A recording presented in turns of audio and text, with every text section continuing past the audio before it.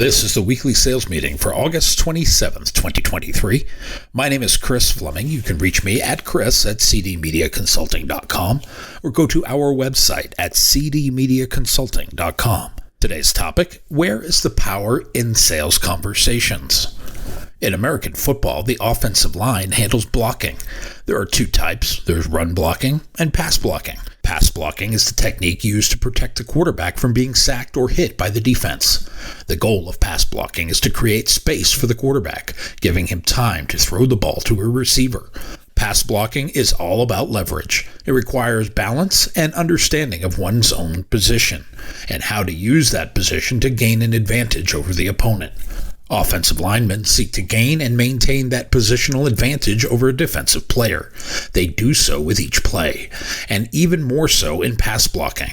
It involves using body position. It involves footwork and hand placement, all to control the defender's movement, with the end goal of preventing them from getting to the quarterback. To create this leverage, offensive linemen must begin in a proper stance. This is one with their feet shoulder wide apart, knees bent, and with even weight distribution. Their arms should be extended with their hands up, ready to engage with the defensive player. They must use quick, precise footwork, all to maintain a position between the quarterback and the defensive player. The linemen must be able to move forward, backward, and side to side with ease. They are allowed to place their hands on the defensive player's chest or shoulders. This will push them away from the quarterback. The hands should be kept inside the defender's arms to maintain leverage. This placement must be in alignment with hip and shoulder positioning.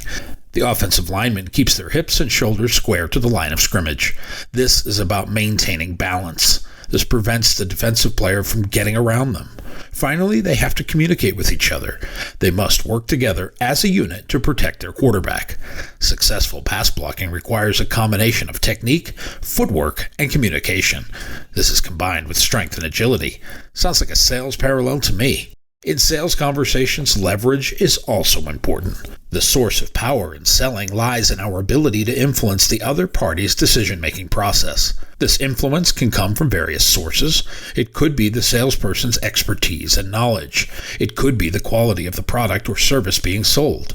It may hinge on the salesperson's reputation or the salesperson's ability to build rapport and establish trust with the customer. Ultimately, the source of power in a sales conversation comes from the salesperson's ability to persuade the customer to take the desired action, whether it's to make a purchase, or to sign a contract, or take some other form of action that benefits the salesperson's organization. The more effective the salesperson is at building relationships, identifying the customer's needs, and addressing their concerns, the more influence or leverage they can have in the sales conversation.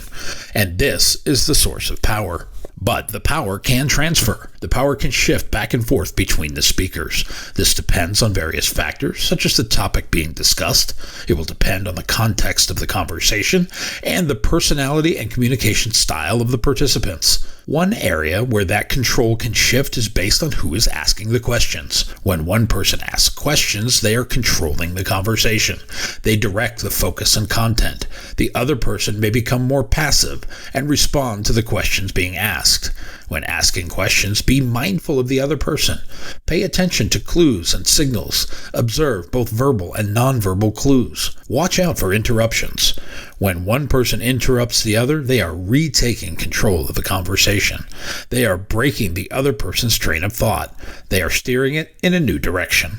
One of the soft skills of the sales profession is empathy. While it can be a learned behavior, it does not come as a natural act to those who want to be in control. Empathy, by nature, is an act of relinquishing control of the conversation. It is a calculated act of demonstrating understanding, as if you physically got up and walked to the other side of the table. You are validating the other person's feelings and perspective. When you are used to being in control of most things, it is a difficult skill to master. I have taken all kinds of personality traits and skills tests. All of them indicate that I am deficient in creating an empathetic space, so I have to work at it. I have to remind myself to pay attention to signs and clues from my prospects and customers. With some twist of irony, those tests say that I have a high degree of empathy. My issue is I don't lead with it. I lead with my strengths. I take the expert's position. This is the informational position of authority. When one person provides information, they are taking control of the conversation. Their goal is to teach or educate the other person. They are directing the conversation in a particular way. The other thing I will do is be animated. Enthusiasm sells. When you believe in what you sell, beyond a shadow of a doubt, you can transfer that enthusiasm. And while that is often driven by tone and inflection, body language can be another strong indicator of power dynamics. A person who is standing tall may be perceived as having more power than someone who is slouching. A person who is making direct eye contact may be perceived as having more power than someone who is avoiding it. This is easy to do when you believe in yourself and your product. It is harder when you do not. Be aware of power dynamics in your conversations. While you should strive to maintain a balance of power, you are looking to tip the scales in your favor. Achieve this through active listening. Listening to understand rather than respond. It will show you respect the other person's position. You will want to avoid behaviors that can be perceived as dominating or dismissive. This happens when one person disregards or minimizes the feelings of another person. Dismissive behavior can take many forms. If you have teenagers, you might recognize some of these actions: interrupting you, ignoring you, rolling one's eyes, cutting people off, belittling someone's accomplishments or ideas, refusing to hear them out, or stereotyping or passing judgment on someone without evidence. All will fall into this trap. Dismissive behavior can be harmful and damaging to relationships. It can create feelings of frustration, disrespect, and resentment. It can also contribute to misunderstandings as a result of poor communication. If you find yourself doing this, take steps to change it. Start with active listening and engagement. Ask for clarification. Show a degree of empathy, acknowledging the value of the other person's perspectives. Remember, every person has something valuable to offer. Dismissing or ignoring others can prevent you from learning. There is always something you can learn. The key to having successful sales conversations is having each member walk away with a feeling of value. We are aiming to create open dialogue partnerships, even with vendor-based conversations. It is a way to use leverage to create influence. Creating influence involves building credibility and trust with others. It is having the ability to persuade or inspire them to take action. As we have established, no one woke up this morning thinking about the idea of how much they were going to buy from you today. Leverage in a sales conversation is more like influence. The more influence you create, the more leverage you have. My method is using the expert's position. By establishing that level of expertise, it exudes confidence. It lets your customers know that they are in good hands when they work with you. You know the latest information. You know how things work, and you will create the best strategic partnership for everyone to benefit. It requires you to be the authentic you. You can't fake this. Be true to what you believe. Communicate those beliefs in an effective manner. Make it clear and concise. Make it so it is not only understood, but incapable of being misunderstood. This is how you build lasting relationships. To do so, you have to be interested in someone else's story. Be genuine, but be interested. Everyone has a story. Will you be willing to listen long enough to understand and acknowledge it? I often joke about the communication business, saying the people in it struggle with the action. The truth is, everyone struggles to communicate, but it is ironic when it happens to those that profess to do it for a living. Develop your communication skills. Learn to express your ideas in a clear, concise, and persuasive manner. This will help you to connect with others and inspire them to take action. Part of being in a sales role is being in a leadership position, regardless of your title. Your role is to lead people to your solutions. You can only do this when you live what you profess. It is a lead by example position. If you want honesty from your prospects, you must deal with them in kind. Be a role model. Live the values and principles that you espouse. This will help to build trust and credibility with others. Be proactive. Don't wait for things to come to you. If you wait, they're not coming. Take the initiative to create change. This can involve taking risks, being innovative, and challenging the status quo. While you cannot wait, you have to balance that with patience. Building influence takes time and effort. Be patient and persistent.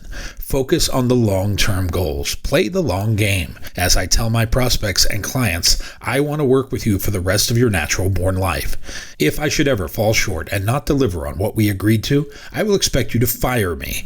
That is a long-term contract of accountability. Make sure your communication style is clear. A clear, concise message is more likely to be understood and remembered. Avoid using jargon or technical language that may confuse or alienate your audience. People are more likely to be persuaded if the message is consistent with their existing beliefs and values. One of the value judgments they are making is, do I like this person? Do I trust this person? Part of that is finding common ground. From there, you can build your case. That leads to the use of social proof or peer validation. People are more likely to be persuaded if they see others are already doing it. This is where the use of testimonials, case studies, and best practices can back up your claims. All that is backed up by the expert's authority you established at the get-go. Leverage is not about tricking people. Persuasion is not about manipulating people. People want to feel good about the choices they make. When we can present a compelling argument that aligns with their values and interests, we can both win. We can use the power of persuasion, but it must be combined with ethics and responsibility. Then you can achieve your goals and build stronger relationships with others. Be authentic. Communicate with precision. Build rapport and establish equal footing. Bring value to the table, but not at the expense of you or your company. Be true to your word and reliable. If you say it, do it. Maintain regular contact. Establish what that will be on the first call. The first meeting can set the stage for success. If a conflict arises, resolve it. Do that with speed and urgency. Make it easy to do business with you. Remember, building lasting business relationships takes time, effort, and patience.